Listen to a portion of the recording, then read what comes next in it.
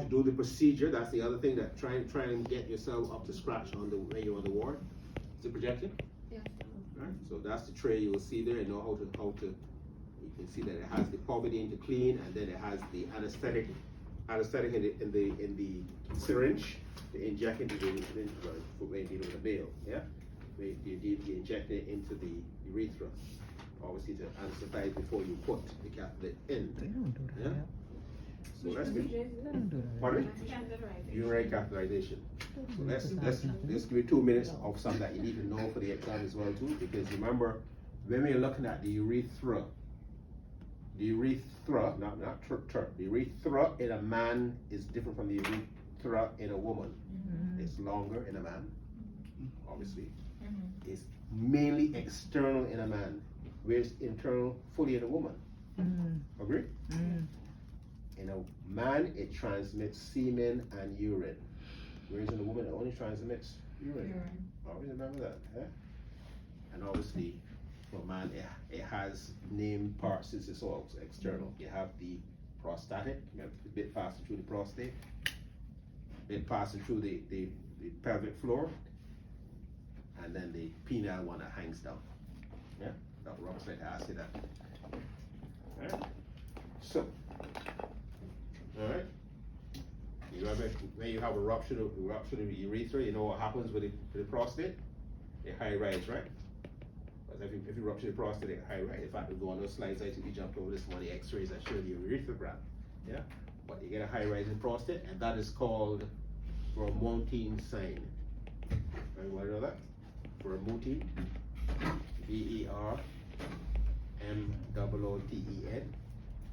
Vermontine sign. Right. So let's show you the catheters now, because they're definitely going to be on the table that come that day. Yeah, and the catheters are going to be, remember the catheters are single lumen, double lumen, and triple lumen. Agree? The single lumen usually are in and out catheters, like if you were doing a DNC, or you want to take a specimen of urine that the patient can't do a midstream specimen, you want to take it, right? Or the patient who is paralyzed, who have to, what we call what? Serially catheterize themselves. You will use that because it's in and out, because it doesn't have anything to keep it in place. That's the single lumen one. It doesn't, yeah, the double lumen one now.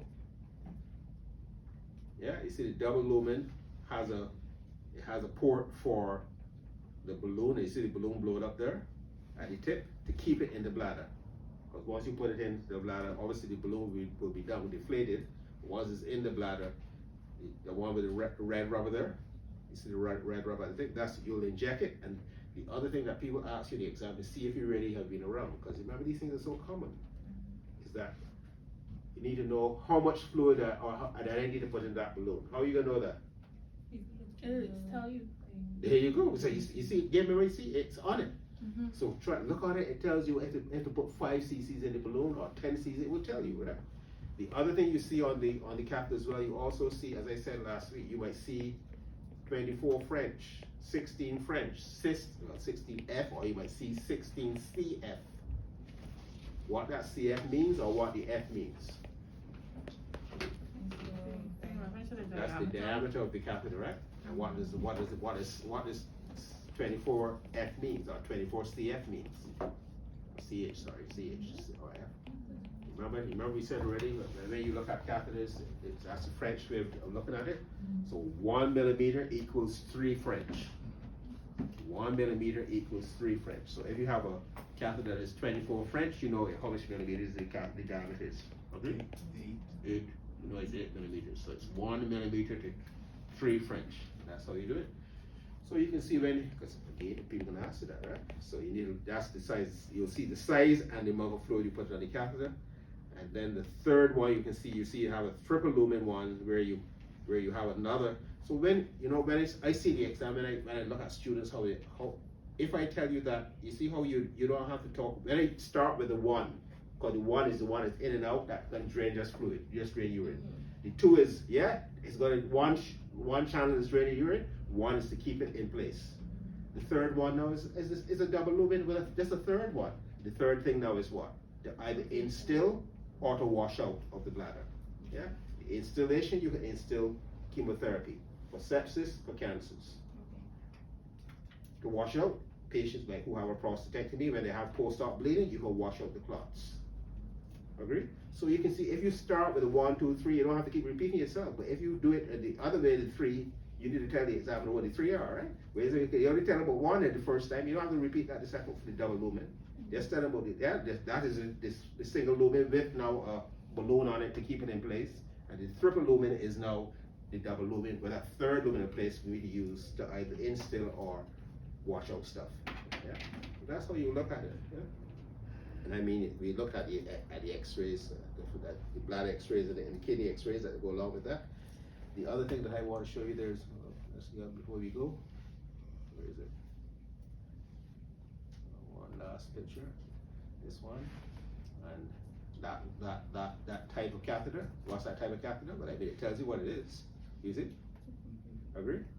So you know what? You know if the patient again has a urethral. How do you know the patient has a urethral injury?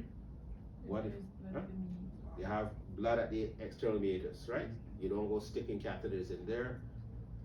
If you're done in andrus or you don't have the urologist to come to assist you, you use a suprapubic technique. You use a suprapubic catheter. I mean, they come in various types. I mean, if you remember the name is good enough, but as I said to you before, at your level, if all you need to say is suprapubic, or if you know the name, that type is a peasant, this type is a Malicot type. Yeah, they do the same thing, suprapubic catheter. Yeah.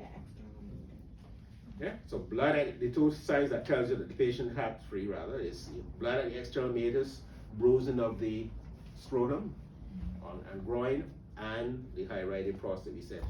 Yeah, those things will tell you the patient has a urethral injury. As a young doctor, do not go try and catheterize the patient. If you have to do something to relieve the patient's urine, you put a suprapubic catheter in. Yeah?